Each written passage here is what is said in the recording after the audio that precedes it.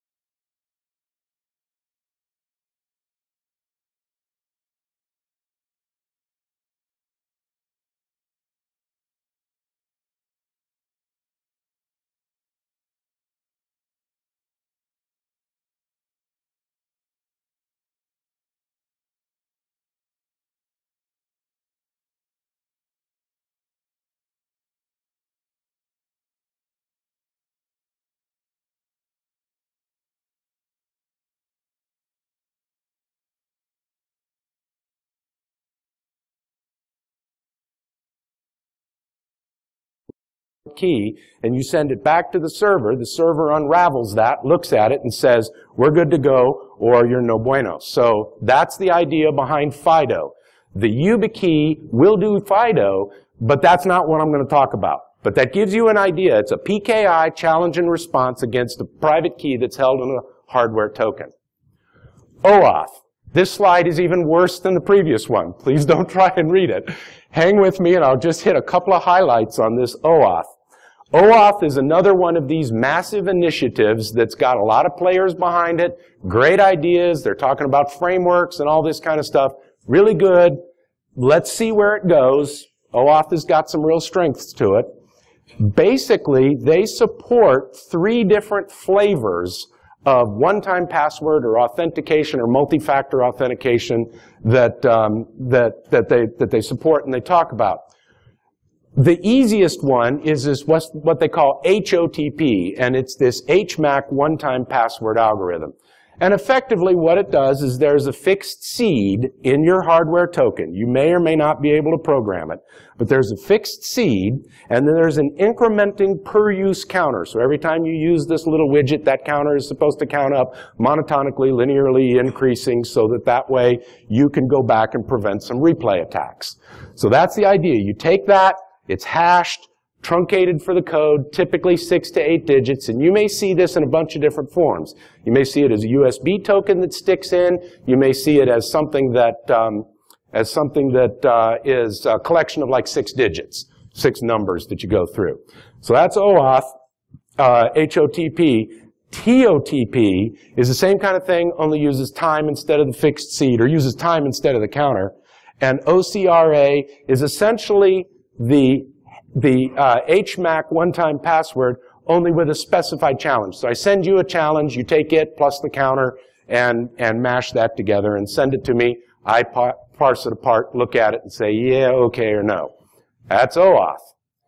Here's where it gets, I don't know about you guys, if any of you guys really understand the whole PIV standard and everything's behind FIPS 201-2, I pity your sanity. Because I opened up that spec, and that is like, okay, we're going to close it, and we're going to set it, and I hope to never see it again. It's the government into this personal identity validation kinds of stuff, and they have run amok. The standard is horrible. It's got value, okay? If you're going to implement this in a government enterprise, you got to do all this stuff. But if you're a hacker and you're looking at implementing a PIV solution, I got to ask why. So, because it's a really, really thick solution. Not what I'm looking for as a hacker solution. There's lots of other choices. You've seen software. There's mobile apps that you can get that do some kind of a one-time password. And there's one-time password cards and tokens. There's some that are usable with Amazon Web Service. There's services like Duo. And I'm going to ignore all of the really thick enterprise solutions like CryptoCard and RSA. I don't know about you guys, but I can't afford an RSA token. It's not going to work for me as a hacker working on a personal project. So what I'm going to end up focusing on is this YubiKey, and I'm going to talk about it in one-time password mode.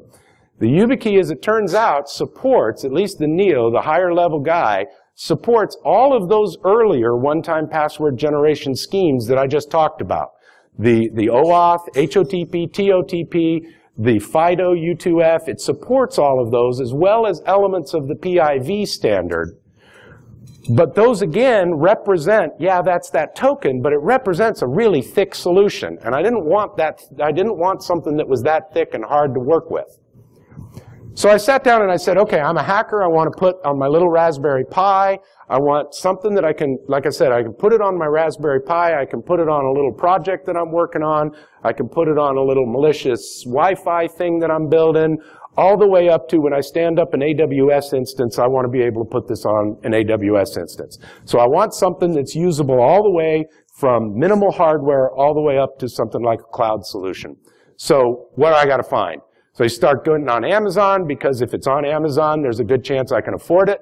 So you get on Amazon, you start poking around. There's all kinds of different toys, and there's all kinds of different alphabet soup of different devices out there. But the YubiKey kept showing up. And all right, fine. Smack me with this thing about 9 times, I'll go figure out what it is. So, sat down and went to go figure it out. So here's kind of a quick info on what the YubiKey is. There's a lot more to it, but I don't want to sink into any kind of the, marketing talk. I want to really stay focused on what it means to us as hackers. There's a couple of different models, or 4 different models, and there's a couple of different form factors that you can use. These things are not all that big. I mean, they're basically about the size of a USB thumb drive. So here's mine. It's kind of hard to see, but there's a couple of mine. So that's this guy there in the corner, and that's their primary form factor. They also have one that's basically just the size of the USB connector. I guess when you stick that thing in, you got to have fingernails to go retrieve it. Either that or you got to put something on there to go fetch it out. I don't know. Paper clip works really well. There you go. So all of the paper clips that I used to have for popping open floppy disk drives and CD-ROM drives, there you go. That's why you don't throw that stuff away, guys. So there's several different models, and it's basically depending upon the level of complexity. There's a line drawn essentially between the standard, the Edge, and the Neo. The Neo guy has a Java card environment in it, so the Neo guy is actually really a fully capable, able to support and be programmed in multiple different modes. If you want to go something that just does the standard one-time password, something pretty simple, you can get away with the simple little standard guy. There is also a FIDO-only model. I haven't played with it. Your mileage may vary. Offer void where prohibited. Not available in all areas. I haven't dinked with the FIDO guy. I mainly have been playing with the Neo because, okay, it's $50, so yeah, it's a little expensive. The cheaper model, the standard model, I think I get it for like $20, $25, something like that. So that's fine for just generating one-time passwords. And so I can buy a handful of those. The Neo does have near-field communications capability. So if you've got a tablet like an Android or something like that, you can go ahead and stick this thing up against the back of the Android and do an NFC one-time pad or one-time password. So that gives you kind of a quick idea. There's also a hardware storage module for the key info, but that thing is $500. That's a little out of my price range for a hacker toy. So I had to go look, say, who is this Yubico guys? I've never heard of them. They've been around, maybe 7, 8 years. Currently got about 50 people in it. But here's the reasons why I picked this guy. I picked this token here because, like I said, I can afford them. They're not all that terribly expensive. They seem to be pretty rugged. I've had one for about 2 years now. Used it a lot. It hadn't failed yet. I can use either cloud or local one-time password validation. And see, the local one-time password validation, this is key for me. And I suspect it might be for a lot of use cases that you guys are going to be talking about. The local one-time password validation is important because that way I own the entire infrastructure. The only place where I have to go and really trust anybody is I have to have some element of trust of Yubico when they send me that key. But I don't even really have to do that. Because as it turns out, and I'll talk about this in a little bit more, you can go reprogram all of the programmable values in the YubiKey. So I can take this device and I can own the whole thing from the key I hold in my hand all the way to the one-time password validation infrastructure if I want to. So if I'm paranoid and I want to keep all of my keys and everything in my own hand and owned to myself, this is an important aspect of it. The other thing is that a lot of this stuff, basically everything, is open source. So I don't have to take somebody's word for it, Yubico or anybody's word for it, that they said, trust me, this is the crypto you're looking for. It's like, I can pry the thing open, I can go look at it, I can develop the code, I can do whatever I want to with it. I got the whole thing. So that attractiveness of having either a cloud validation service all the way to a local validation service, and I can sit there and hold every single bit and byte of this infrastructure. I don't know about you guys, I'm liking that. So that's one of the reasons why I wanted to go this route. No special drivers required to interface to the key. This is also a cool thing. When you plug this little guy into the USB, it actually looks like an HID. It looks like a keyboard input. I'll talk a little bit more about about a couple of tricks that they use in order to make this work on different keyboard mappings and that sort of thing. But when you plug it in, Plug it into your Mac, plug it into the PC, plug it into whatever, doesn't matter. It's USB, it shows up as a keyboard. So if the thing that you're plugging it into supports keyboard HID, you should be able to put this thing in and pop the one-time password in. The other thing is that if I wanted to, I could go with different solutions. So right now, the one-time password, the Yubico one-time password generation scheme, that's good enough for me. I'm okay with it. In a super security application, you may find some flaws with it. That's great.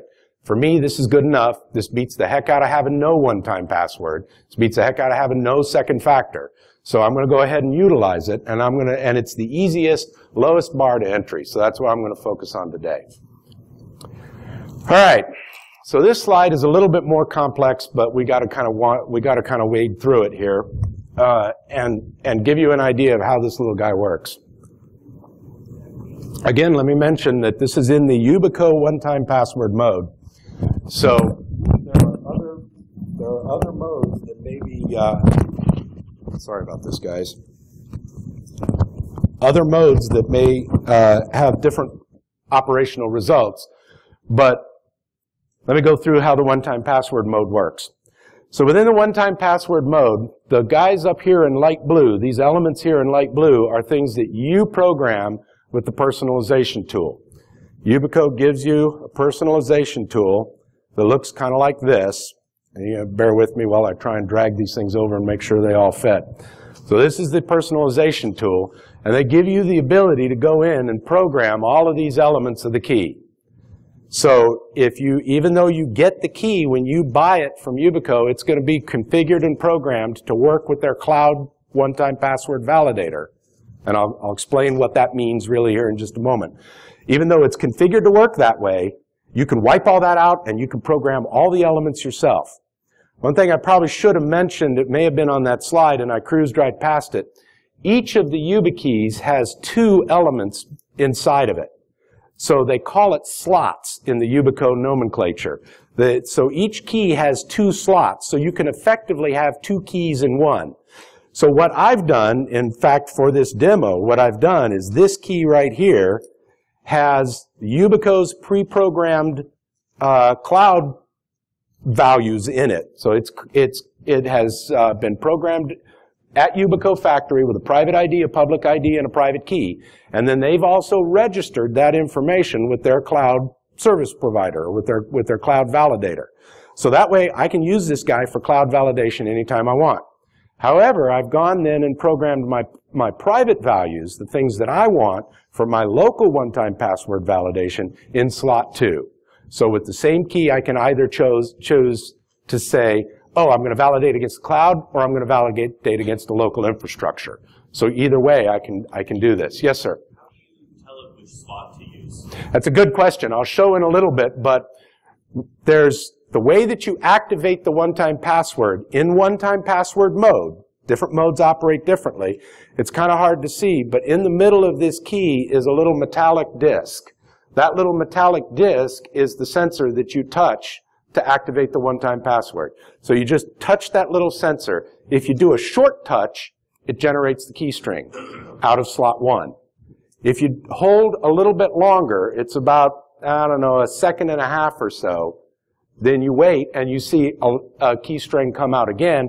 That's out of slot 2. So that's how you distinguish between slot 1 and slot 2. And it took me a little bit of time to get used to doing that, but now I've got my finger timing down so that even in a case when you can't see the characters, not even stars come up on a password field or something like that, you get really used to that. They've set the time window such that selecting between slot 1 and 2 is actually really pretty easy now. The Nano doesn't have a button like that. So I think you actually use that copper or gold pad that's out on the very edge of the key. That's the trigger for it. Yes. And if it's in your desktop, you can use paperclip chains to. There you go. There you go. See, I'm seeing a theme here. Paperclip chains. I should have added that into the talk. Yes, sir. Yeah. Could you talk about? You referred to OTP mode a couple of times. What are the modes? What are the other modes? So. Well, yeah, I've kind of hinted at it a little bit. All of the other modes that it can operate in is it supports the Oauth. So it supports the OAuth authentication that I talked about, like the second or third of the different one-time password or two-factor methods. It supports that. It supports FIDO. It supports PIV modes. At least the NEOs do, the high-level keys. Other ones support fewer of these modes. It also supports just plain old long password. And so you can actually take a long password and throw a long password in there, and you touch that, and it'll go ahead and spew out that long password. And the keys are effectively write-only. So once you put these values in, you can't read them back out again. All you do is when you press the button, you get the results of the calculations or the results of the operation based on these pre-programmed values. You get that result out. You can't read these elements by themselves. That's a security feature. So can I think of it as 5 modes, the 4 you showed, plus a fixed long-term, or one long password? Yes, sir. That's right. Yeah, so the comment is you can think of it as 5 modes, the 4 that I've talked about here, plus a fixed long password. And the answer to that is yes. So what I'm going to focus on, though, is I'm going to focus on this one-time password mode, because, again, the barrier on this guy is the easiest to enter. The rest of these modes, they're complicated, and they may or may not be hard to implement, but this is a known way to go. So, again, back to the purpose of why I'm trying to give the talk. I'm trying to give the talk to lower the barrier to say, okay, I can buy a YubiKey, I can download a little bit of software, I can go out and I can start hacking on this thing this afternoon. And it may not be my ultimate end solution, but at least I've got some place to start with. And so that's the purpose for the talk. Let me go back over quickly the operation. These things here are in the key. This is in the key. The private key is in the key. You can think of the key boundary as basically right here. It barfs out the one-time password right about here in this infrastructure, or in this slide. You program the private ID. If you're buying a key from Yubico, it'll come with a private ID a unique private ID that they've programmed in. You program in your public ID. You can or cannot use, let me change that. You may or may not use this. If you choose not to have a public ID, you don't have to. I think it's silly. Why not use it? So I use a public ID, and then you program in the 128 bits of private key. We'll talk a lot more about the private key, but I don't want to dwell on it right now because I want to cruise on and get to some of the other content before I risk running out of time. But those values you program. There's a usage counter, so every time this thing powers up, that usage counter increments by 1. Yeah, okay, it's 16 bits, so there's 65,536 times, right, that you're going to plug that thing in. And at that point, you're going to have to reprovision it. So if you're plugging it in and out and in and out and in and out, but so far, I ain't done that 65,000 times. There's an 8 hertz incremented counter that runs all the time that the device is powered up. When it's in the USB key, it's powered up. Or when it's in the USB slot, it's powered up. No battery in it. So when it's sitting in the USB slot, this timestamp is incrementing it up at about 8 hertz. There's a session counter. Every time you mash a one-time password, that session counter is incrementing. There's a random number that they add into the cryptography or into the 128 bits, basically just to try and build entropy into the system. It is not they tell you, look, this is not a super, tinfoil hat random number. The idea is just to add some entropy into the system so that you've got a little bit less predictability in being able to try and do some kind of a back calculation if you've captured the crypto text to go back and go try and extract any of these elements. And then there's a checksum to validate that the thing all looks okay. So these are all concatenated together. AES 128 in electronic codebook mode, ECV mode. That is now the crypto text that comes out of here. And then there's this thing called mod hex encoding. Remember that I mentioned that this device looks to the world, when you plug it into your USB slot, it looks like a keyboard. So the problem is when you got to do these scan codes, if you've got, depending upon your keyboard's interpretation, if you've got a German keyboard, locale, or a US keyboard locale, or something like that, your results may vary. So what they've done is they've gone through and they've come up with this thing that they call mod hex encoding, which they've sat down and looked and they've said, okay, across the majority of the keyboards that they cared about, German, French, US, I can't remember all of the other ones that they talked about. They said we have common scan codes to characters mapping. And so we'll take the 16 values of hexadecimal, 0 through F, and we'll map to 16 characters or 16 scan codes that we pick, such that no matter what your keyboard mapping is, you should get the same character out, whether you're plugging into, you know, a US keyboard or German keyboard. I've not tested that. If you guys test that, great. I've not played with it much. I keep all my keyboards the same. But that's why they've got this kind of strange mod hex encoding. When you get the token out, what you end up with is you get your public ID, which is in the clear, and then you get your encrypted one-time password, which is 32 characters, 128 bits, and it is encoded in this mod hex encoding. So you take the YubiKey, and let's see, let me make sure I get the right YubiKey. Once you get a whole collection of these things, it gets to be a challenge. So you can't really see it, but I plugged it into the USB port, and then I'm going to go ahead and just press a one-time password. So there's a one-time password, comes out of slot 1. Press it again. So there's another one that comes out. So you can actually see here in the operation, you see that everything after this L is changing. That's because that's the different one-time passwords that are coming out in the system. Okay? So, showed a little bit of that. Let me show a couple more things here. Before I do, let me pause for just a second. I know there's a lot of details behind here. I don't want to really go into too much of the details, but I just want you guys to kind of get the 1,000-foot approach pattern view here of the airport. And so, does this sound? Any questions on this before I roll on? Okay, cool. So I won't show, because I want to make sure and leave plenty enough time for the rest of the stuff. I won't show a lot of this stuff, but let me give you kind of a quick overview of the personalization page, the personalization tool. So this is the personalization tool, and it allows you to go ahead and program the YubiKey in a number of different modes. So you can program it in the one-time password mode, you can do quick or advanced, and you can go through and set all these things up and program the key and do, oh, thank you. Yeah, appreciate you guys reminding me about that. So you can sit down and go through all of this and program all of these elements up. When I talk about the security, I'm going to talk about a wrinkle on this personalization tool that I want to talk to you about. If you want to test the key, remember I said that there is a key that is, there's a key that comes from the factory pre-programmed. See, if you got a person that likes to be left justified and the screen is right justified, thank you.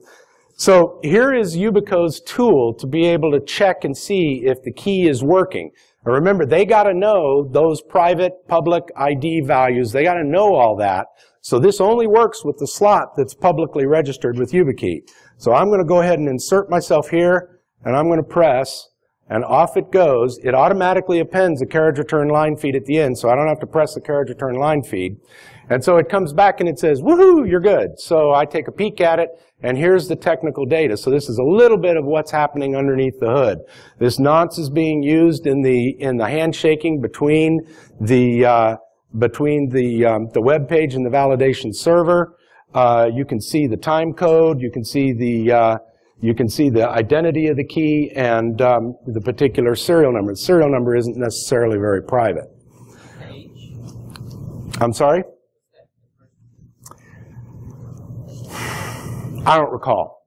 I looked at it, I read the protocol, and I don't recall what that hash is right offhand. I wonder if that's tied to the keyboard setting? I don't know. We can look at it. I've got another tool that lets us see the details of the key's operation. We can look at it again here in a little bit. Let me go through how it works in the big picture, though. So you've seen the key generate some one-time passwords. What do you do with it? So in a case where you're going to validate yourself to a local system, I've put this into a web page, but you can also validate against a local system. So like, for instance, in a PAM module. And that's what I'll show is I talk about the VMs operating in two different modes. So username, you put in your username, you put in your password, you append the YubiKey. For the way that I've got the PAM module set up, you append the YubiKey at the end of your password. Type your password, press the YubiKey. And so at that point, the PAM module that's resident in your system will go ahead and pull apart and do the validation of your username and password with the specific auth directives that are in the PAM module for that. Then it'll take and using a URI that either you specify or that is built in for the Yubico's one-time password validator, it will strip off just that one-time password piece. Your username and password don't leave the machine. And I've checked this a bunch of times, so I'm satisfied that this is working right. Your username and password don't leave the machine. All that leaves the machine is the one-time password. One-time password flies across the cloud. The validator looks at it, and all it returns back is okay or not okay for one of multiple different reasons. And the multiple different reasons could be it got crapped up, the transmission got garbled, the checksum didn't pass, we don't know about your identity, or you've tried to replay. Remember, there's all those incrementing things, those incrementing counters and timestamps in there. And so if time permits, I'll go back and show a couple of these replay things and show that mechanism working and not working. But that's the purpose for all of that, is to make sure that you don't try and capture a key and then replay it right again. So that's kind of the high-level piece. Now, if you're going to go and implement your own solution, this is the piece that you got to really work hard on, because you got to make sure that you have your validation server. All right. So I've talked about it a little bit because I already mentioned PAM modules, but what are the high-level steps? The high-level steps to go and add this solution, and I had to pick something. I've done it for Mac OS X. I've written how-tos for Mac OS X, CentOS, Gentoo, Red Hat, of course, and Ubuntu. So I've got all of those how-tos written. Two of them are up on this web page here, Cyber Simplenoid. So if you go to that web page, my how-tos are there, and so I'm not going to try and walk through it in detail, but the how-tos look like this. So this gives you an idea of the local validation, for example. So I'll walk through. It's a little long, but hopefully you can sit down with what you hear in this talk, look at the slides if you want, walks through everything that you need to do to stand this up, starting with start with your Ubuntu box. Okay, so hopefully I've given you guys enough resources that you can sit down and implement that. Two how-tos up there. One of them is for the cloud validation, one of them is for the local validation. I will, when I finally get a few consecutive micro moments, I will go ahead and try and get the other ones up, like the Mac OS X how-to and stuff like that, so that you guys have other resources. But essentially, at the high level, what you got to do is install the libpam Yubico. So this is a PAM module, pluggable authentication module, and Yubico distributes it, but it is open source, so you can go drag it down and modify it and tweak it if you need to. But best thing to do is install it from the Yubico PPA repository. Don't go pull this bad boy down from Ubuntu's repository. I explain why in the how-to, because the one in Ubuntu is out of date, and if you try and do some of the debug features, it don't work. So you really need to go grab the latest one out of the Yubico PPA. Test your key. Now, keep in mind, I'm talking cloud validation right now. Test your key like I just showed with that demo page. Then you need to get your own API and key, because there's an API, there's a signing and a cryptography process between your PAM module and Yubico's server. So this is over TLS, but it is also a encrypted and signed process, so that it's validated to make sure that your channel and your channel and your communication is valid and hasn't been tampered with. I haven't pried that apart and done a lot of studying in it. Some of the other guys have. And there's resources in there to point to how to do that. You know if that certificate thing doesn't check the certificate unless it's TLS? I don't know for a fact. And the question is, does it check certificate pinning and that sort of thing? I don't know the answer to that right offhand. So that's a good topic that I'm going to go back and go look at and see if I can figure out what happens if you dink with the certificate. Yeah, I understand. Let's see, where was I? Okay, so you get this. You set your keys, public ID, and username in a authorized YubiKeys file. And this is a place here where you could easily go wrong. Remember, the YubiKey is a one-time password. So you've got your username, password, you got the one-time password valid coming back. The question is how there's an additional, not question, let me make, the point is that there is an additional validation step that's done by the PAM module. And that is internally within the host. The PAM module goes and looks at this file within the user's home directory, looks at this authorized YubiKeys file, and says, is the public identity of that key in the authorized YubiKeys file? So how I use that is, if I've got multiple keys, I'll go ahead and put multiple authorized keys in. So if something happens and I walk off and leave this key here, I can still get into my machine. So I've got that. The other thing is that if I'm using this one-time password two-factor authentication to SU to root, follow me? So I'm already logged in. My YubiKey is put in here into the authorized keys file as a user. But I got 4 of the guys on the box that I'm willing to let SU to root, and one of them I'm not. So what I can do is I can take and map the authorized YubiKeys into the root directory for the people that I'm willing to let sudo to root, but not the people that I'm not. So it gives you a little bit more of a granularity of control. I use it for that granularity of control, but I have also tripped over myself multiple times and set everything up and wondered why it doesn't work. And so I forgot that step.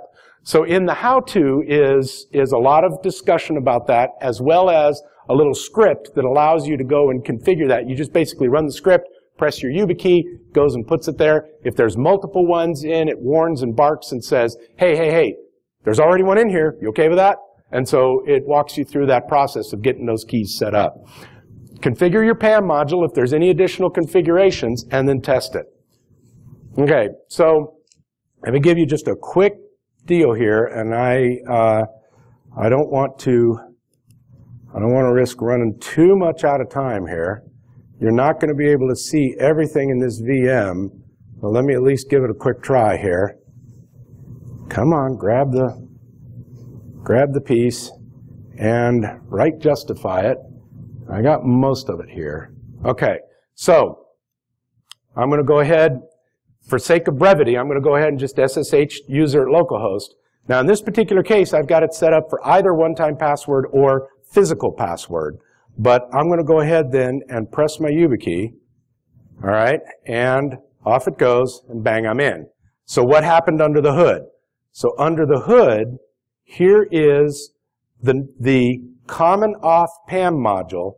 Here's the piece that's meaningful to you. I'm going to have to move it over some more. Here's the piece that's meaningful to you. Auth sufficient PAM Yubico. This is the PAM Yubico invocation. Mode client, try first pass. This is parts of just making the PAM stuff all work.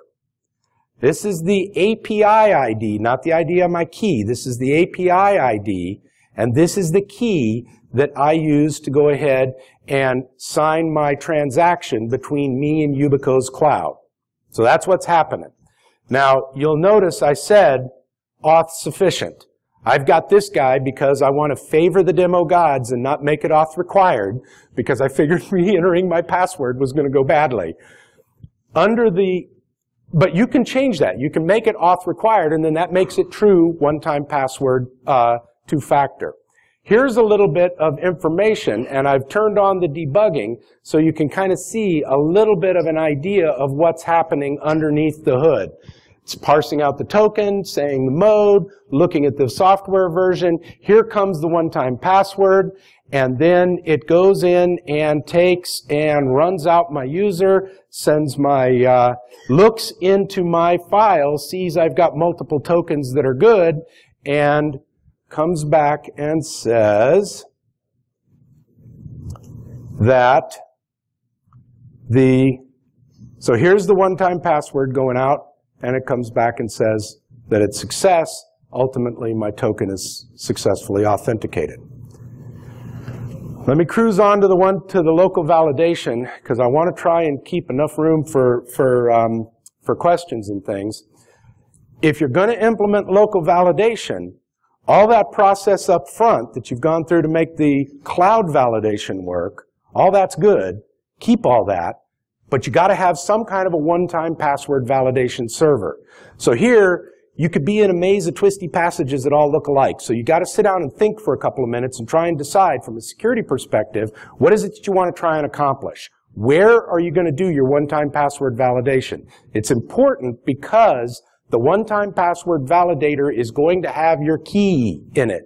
Your AES 128 key that's used inside the YubiKey is going to be in your one-time password validator.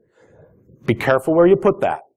Treat that carefully, because that is if you've got that and you can decode the key, if you have that information, you can forge a key. So we'll talk about that again in a little bit. Same kind of process. I use this tool called YubiServer. And so this one's got a little bit of it works great. It's being constantly updated and things like that. It works great. There's a couple of little gotchas in it. It's in my how-to. I won't go through this in much more detail just for the sake of time, but there are several other projects. You can look at Yubico and you can see some of these other projects, they didn't meet what I needed. I wanted something thin and lightweight that I could put on a small little Ubuntu distro, or I could put in a Raspberry Pi if I wanted. And so the YubiKey val and the KSM thing in PHP, those are meant to be kind of thick enterprise solutions with multiple validators and that sort of thing. Not what I wanted. YubiKey server, there's a project written in Go. I guess I'm too dense to make Go work. I couldn't make Go go, so I gave up. So there's something fundamental I missed. This YubiServe program doesn't seem to be active anymore. Or there's C libraries. Roll your own. Be careful. It's going to take a little bit of work, but you can roll your own. So for now, I've gone ahead and used this guy, Christosos Nanukos. Anyway, it's in the how-to. High-level steps, everything the same. Build and install the validation method. Restrict access to the validation server. The server, this particular server, is a network socket aware. It's listening to URI to do the one-time password validation. You got to make sure that you don't expose that to the internet. So restrict the access to the validation server. Provision your keys. This is going to be an extra step now because you provision your key and you provision that same information into the YubiServer's validation model. You can't go take your cloud stuff, what you programmed into the slot 1, or what YubiKey has programmed into the slot 1. You can't take and use that with your local validator because you don't know the private ID and you don't know the private key.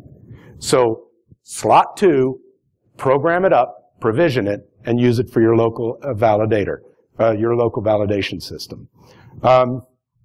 Like I said, I got a lot more backup, but I want to try and wrap up here in the next 7 minutes or so.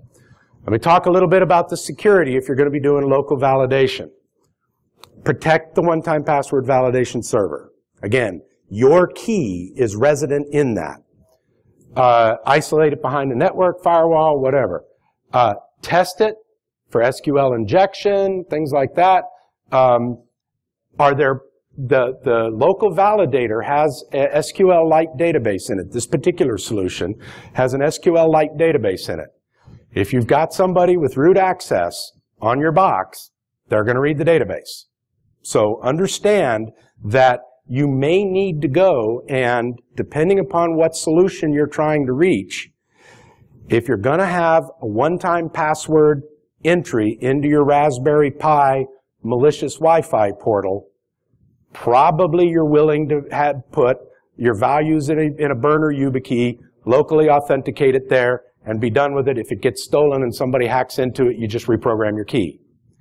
If you've got a virtual infrastructure where you have a dozen VMs all checking in, and you probably then want to take this UB server, this one-time password validation server, put it in a dedicated separate VM, tie down the communication such that each virtual machine only talks to that validation server over one specific port, one specific isolated virtual net, and lock that down so that if your VMs get compromised, you haven't got your key compromised. Never expose that key server then to the open network. Always have a bastion host to get into it. So there's a lot of choices that you can make in order to be able to put this in a little bit more secure location. I won't bother you guys with the demo on that because, again, I'm running out of time. Let me get a couple of caveats here. If you lose the key, you got problems. So you got to have yourself multiple ways to go back and get in. A second set of keys is a good idea. The keys are not fail-proof. During the prep of this, I've actually got one, my YubiKey standard model quit. The timestamp doesn't update. I don't know why it doesn't update, but that really makes it such that the first key authenticates. Everyone after that is a replayed OTP. That's bad. So, check it out real carefully before you go. If you overwrite the YubiCloud issued or the Yubico issued public ID, if you overwrite that, you can't recreate it. So you can't go back and get those values back again and reprogram that back in. But you're not completely hosed, because what you can do is you can go in, use the personalization tool, you can program that slot with information that you've set up. You've picked your public ID, you now have a restricted range, because since Yubico is going to be doing the validation on their cloud server, they give you a restricted range on your public IDs to make sure that they don't have a collision.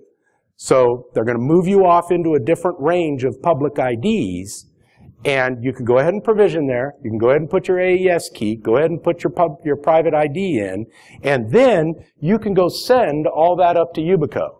And in a few minutes, their cloud servers go ahead and authenticate, or go ahead and load all that information up, and your key will now work again with a cloud solution. You've reprogrammed it, you've reset it, everything should work again. That's fine. However, your public ID is no longer the same. So if your only way into your Amazon Web Service is with that original public ID in your key, you're now kind of hosed. So that's why set yourself up a second key if you don't have any other way to get into the system.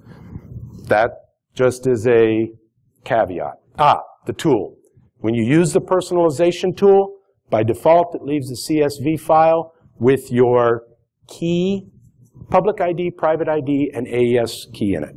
So you don't want to save that file. So when it gives you the option to save your file, don't. Or do, but then take that file off and go archive it somewhere so that you have it. All right. Talked about a lot of these features. If you're an attacker and you're looking at it ahead of time, you don't know the private key, you don't know the counter, you don't know the private ID, you don't know the timestamp values. Reversing this is going to be kind of hard. If you reverse it and you get to the point where you get all of these IDs, let's just say you do some captures, or you've compromised the validation server and you've got those keys, now you can go ahead and forge a key. But if the individual has gone on and keeps using this, you're going to actually have to sort of get an idea of what their session counter is and hop ahead of them, or else every time that you put your forged key in, you're going to wind up with a replayed OTP. And so I've tested that, and it's workable, but it's hard to do. Keys can be protected with a passcode as well, so you can protect a key from being overwritten. I think there's some interesting attack modes that you can talk about. One of them is, if I get into the box and it's a YubiKey infrastructure, I'll just associate my key with your account. So, that's fine. Or I'll go ahead and do a denial of service and remove your authorized YubiKeys. So there's some attack modes there that you can think about. There is a method, there is a man-in-the-middle intercept, take, reply back, and tell the user that, that one particular key didn't go, get a second key, replay or put the first one to the validation server, and then you've got the second one. So there are some attack modes, but they're actually not easy to set up. I already talked about the server. As far as ways to misuse it, I haven't had a chance to play with this very much, but one thing I did is I used it in static password mode, and I went ahead and did a wget, and you've got 38 characters times 2 slots. So since it is a keyboard, if you walk up to a box, you can go ahead and inject keystrokes in, but it looks like an authentication token. So be aware of that. I played with that a little bit. I didn't have a lot of chance to cover a lot of things. Other modes of operation, the NFC, that kind of thing. Let me wrap up by saying, I realize this is kind of a quick whirlwind. I put off this whole two-factor one-time password thing. I thought that it was like, you know, the cockpit of the Concorde. Okay, I mean, I thought this was going to be really complicated and hard. As it turns out, it's not this easy, but it's kind of more like this. The barrier to entry to put one-time password validation into, and granted I focused on a Linux infrastructure, a lot of hackers use Linux, so that's cool. The barrier to entry to put that into your infrastructure is really pretty low. You just got to know about it. So that was the purpose of the talk. So there's a good way to put an end to to just using passwords only. You can start using two-factor widely. I use it everything from embedded solutions all the way up to, as I said, my Rackspace and AWS servers are all YubiKey, because that way I worry about them a lot less. So YubiKey is one solution. You've got a quick overview of how to do it. You've got more resources on my CyberSimpleNoid website. Pick one, do it. Thanks.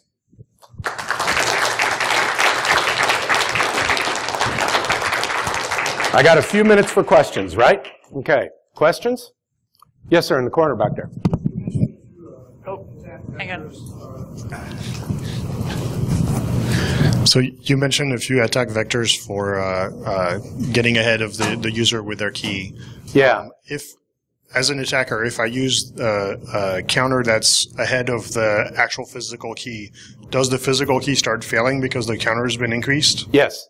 Okay, so there would be a point at which the actual user would effectively realize that something's wrong. Yes, right? That's okay, correct. Cool. Yes. So his question is, if I'm an attacker and I've forged a key, and I've gone ahead and I've said, okay, this problem about me putting in, starting with the session use counter, timestamp, and the session, the use counter, and the timestamps all reinitialized. If I've overcome that and I've put in higher values, either generated that key by software, because you can actually, there is a tool to generate the keys, mock keys in software. If I've done that, then I've gone ahead now and I've jumped ahead of what I think the user is, and I've gone ahead and validated, yes. Have I hosed the user? Yes. Because now the validation server has got that further advanced counter in its memory, and when the user gets ready to go validate, it isn't going to work. And it's going to show up with a replayed one-time password or a delayed one-time password error. And that's when you know, if you're on the defense side and you see that you're getting replayed one-time passwords, you better go reissue that key and think about it. Okay, other questions? Yes, sir. Here in the front. Any Windows support? Yes, there is. The question is there any Windows support? The answer is yes. I'm not a Windows guy, so I apologize in advance. I cruised right on past it. There, on the Yubico forums, there's a lot of discussion about integrating YubiKeys in as local authentication, integrating them into Active Directory. There's a lot of discussions. My recommendation would be start with the Yubico technical forum. Look on the technical forum for people that have said, Yubico's documentation on this subject sucks, here's my how-to. And you'll find on the forum a few how-tos that are like that says, it's not well documented, here's my how-to. So that would be my suggestion to you as a Windows user. In the far back there. I know you focused on hackers for this, but like from a commercial perspective, how many keys can you associate with one ID that you register, and at what point does Yubico want to start charging for your cloud use of their cloud service? So let me start with the questions backwards. I don't know. There is a Yubico commercial cloud offering. I've not looked at it, but I know they do have one. So they are working towards the enterprise. My understanding is Yubico is here at Black Hat, so if you've got access to the Black Hat vendor booth, go talk to them and find out. Back to your other question, as far as IDs, it really isn't, if I understand your question correctly, it really isn't a matter of associating, let me back up and answer it two ways. I've never tried taking one public ID and associating multiple keys with one public ID, but with different private IDs. I've never tried that. I think the intent is that, I think you can do that. I think that's an option because it would give you a public ID for a range of public IDs for a company. Not tried that. I've just ended up taking and focusing on the fact that that public ID is pretty broad and the private ID is pretty broad in terms of key space. So if I've got a company of 100,000 or something like that, I'll just go make keys. And the cloud ID, actually. Yeah, the cloud ID, I don't really know. I think that's going to be a question you're just going to have to talk to Yubico about. Any other questions? Yes, sir. One more, and then we got to quit. Yeah. Are these being commonly used by companies at this point, or? So the question is, are these being commonly used by companies? I understand that Google and some other folks are using them, that there are some enterprise-level deployments of it. I don't know if they use them in one-time password mode, or if they're using them in PIV or OAuth or whatever. I don't know the answer to that. Once it worked for me, I didn't care. So anyway, thank you guys. I appreciate all your time. Have a good rest of the conference.